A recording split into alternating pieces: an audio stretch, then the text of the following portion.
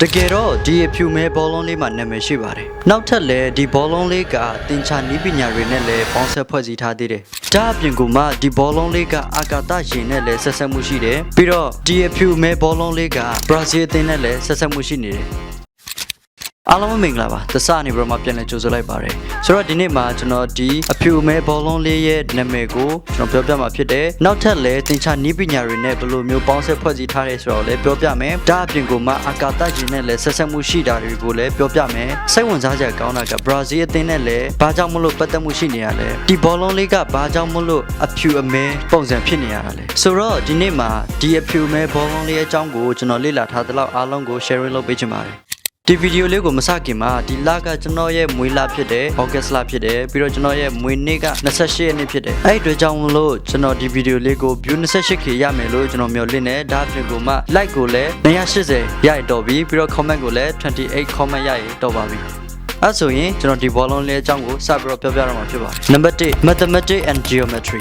လွန်ခဲ့တဲ့ထောက်က50မတိုင်ခင်ဘောလုံးတွေကဗော်လီဘောတွေလိုမျိုးတရေပြားအရှည်တွေကိုချုပ်လုပ်ထားတာဖြစ်တယ်အဲ့ဒီတရေပြားတွေကိုလေထိုးလိုက်တဲ့အချိန်မှာအဖုအထစ်တွေဖြစ်လာတယ်မငြိမ်မညာမှုတွေဖြစ်လာတယ်1962ခုနှစ်ဒိမက်အမျိုးသားအသင်းဘောလုံးသမားMidnauna Aikil သူကဘောလုံးကိုအဝိုင်းဆုံးပုံရဖို့အတွက်သင်္ချာနီးကျ truncated icosahedron ပုံစံကိုစတင်ပြီးတော့အသုံးပြုခဲ့တယ် Euler polyhedron formula V minus E plus F equal to 2သင်္ချာ theory ရအမဲရောင်9တောက်ကွက် pentagon 12ကွက်ပါဝင်ပြီးတော့အဖြူရောင်6တောက်ကွက် hexagon အကွက်20ပါဝင်တယ်စုစုပေါင်း32ကွက်ကိုတည်တည်ကြကြချုပ်လိုက်တယ်လေထိုးလိုက်တဲ့အချိန်မှာမျက်နှာပြင်တစ်ခုလုံးက PR နဲ့ညီမျှသွားပြီးတော့ကဘာပေါ်မှာအဝိုင်းဆုံးနဲ့အလုံးစုံဘောလုံးပုံသဏ္ဍာန်ကိုရရှိစေတယ် Number 2 boundary layer and aerodynamic ကျွန်တော်တို့ငငယ်တော့ဘောလုံးကန်ကြတာကိုမမေ့မတင်ပါတယ်အဲ့တုန်းကကျွန်တော်တို့ကန်တဲ့ဘောလုံးတွေကကော့ဘောလုံးအဝိုင်းလေးတွေဖြစ်ကြတယ်ကျွန်တော်တို့အဲ့ဒီဘောလုံးကိုကန်လိုက်တဲ့အချိန်ဘောလုံးကဖျက်ဖျောက်မသွားဘဲနဲ့ကွေးဝိုက်သွားတာကိုကျွန်တော်တို့မမေ့ကြမယ်ထင်ပါတယ်ဒါဘာကြောင့်လဲဆိုရင်ဒီဘောလုံးကလုံးဝချုံမွနေတဲ့အလုံးကြီးတစ်လုံးဖြစ်နေလို့ပဲဖြစ်တယ်ဘောလုံးပေါ်မှာပါတဲ့အကွက်32ကွက်ရဲ့အချုပ်ချောင်း sims လေးတွေ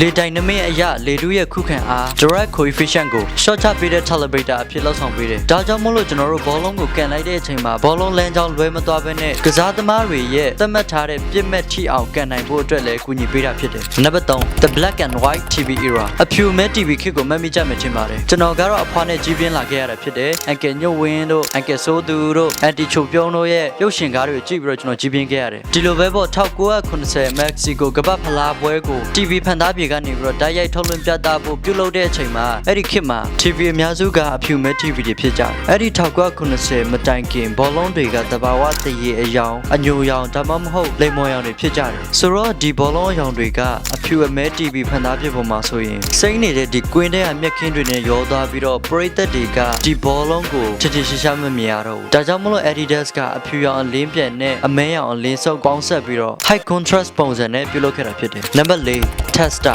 အကာသဂျိုလူနဲ့ဒီဘောလုံးရဲ့နာမည် Adidas က1990ကမ္ဘာဖလားအတွက်သူဖန်တီးထားတဲ့ဒီအဖြူမဲဘောလုံးရဲ့နာမည်က Testa ဖြစ်ပါတယ်ဒီနာမည်က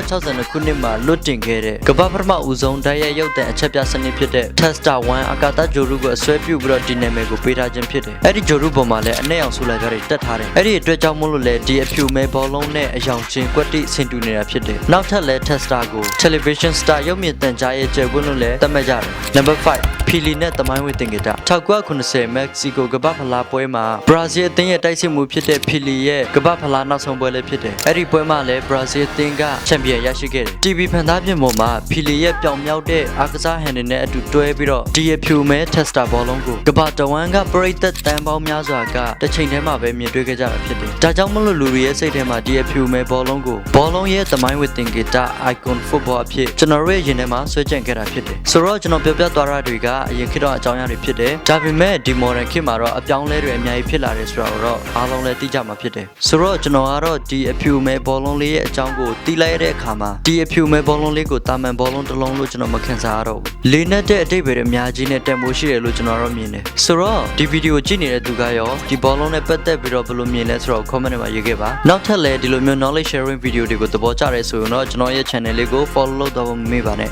See you in the next video